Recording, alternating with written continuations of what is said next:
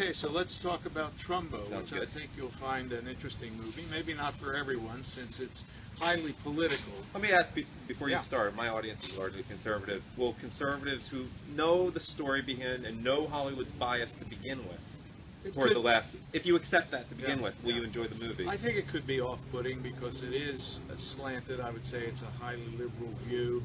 It presents the opposition in Hollywood led by people like John Wayne. And to some extent, Nixon is portrayed as is Reagan. And none of them come off well. But if you know that ahead of time. Yeah, I think there's enough in the character of Trumbo, played by Bryan Cranston, who I think your audience will remember from Breaking Bad, and also from his portrayal, highly acclaimed, of Lyndon Johnson recently, that he's a terrific actor. And his wife, played by Diane Lane, is very, very good. The cast is uniformly excellent. I don't know the name of the person who played Edward G. Robinson, but he was very, very good too. Edward G. Robinson had a role. Was he blacklisted? Edward G. Robinson was on the cusp of being blacklisted, and in the end he decided to testify differently. He was one of the hosts. He was very wealthy. He had a kind of a salon type home where many people gathered, and these were fellow travelers. Some of them were avowed communists, and they were not. At the end, Trumbo makes a speech on television after he's been cleared and after he's won several Academy Awards for Best Screenplay, where he says, this committee has now been going on for 10 years, they've had X number of hearings, they haven't found one secret agent, they haven't uncovered one plot, what have they been doing? And I think that's sort of the punchline at the end of the movie, but you might not agree with it.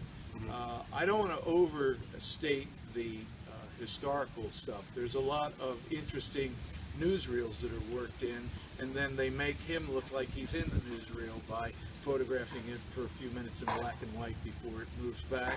How does this differ? Because this is a subject that Hollywood has covered before, the general subject, as opposed to his other historical events. But what's the unique thing I would here? say the key here is the focus on Trumbo himself as a real character. Here's a man who worked around the clock, often in the bathtub. And there are a lot of funny scenes where he is handwriting the script or even typing on a little platform in the bathtub.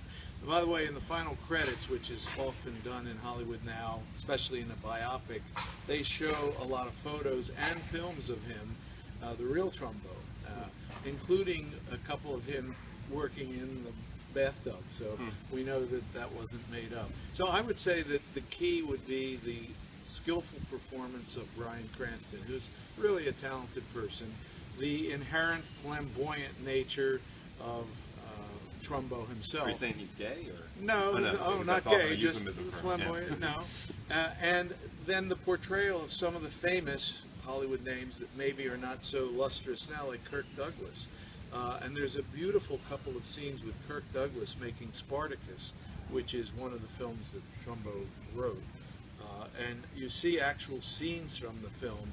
Then they work this young actor who's playing Douglas, so it looks like he's right there. Also, there's a great cameo role of a fellow playing Otto Preminger, and Preminger hires Trumbo and announces to the New York Times that he's putting Trumbo's name on the film.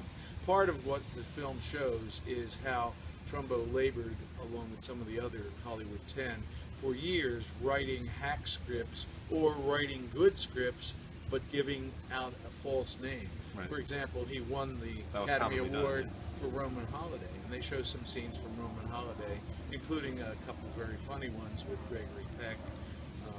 And there's some nice shots where you're listening to the radio. It wouldn't seem all that interesting, but they had actual recordings of Gregory Peck and Lucille Ball, both of whom were giving pretty strong political opinions, which surprised me. You'll have to see the film to find out what their opinions were. And in terms of seeing the film, how much do you recommend this to people? I would say that whereas Brooklyn is a film that would please everyone, this will not please everyone.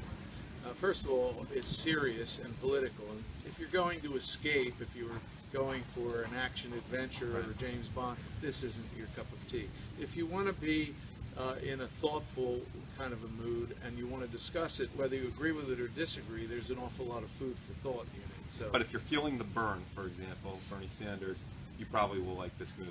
oh, I don't want to say that it's. I'm not going to put it into Bernie Sanders' knapsack Right. on his back. He has enough to carry around. Well, I'm so. not saying he has the time to see it right now, but I'm saying if you're supporting Bernie, you're more By the likely way, than there's one film that is both thought-provoking and I think 100% crowd-pleasing, and that's Spotlight. Okay.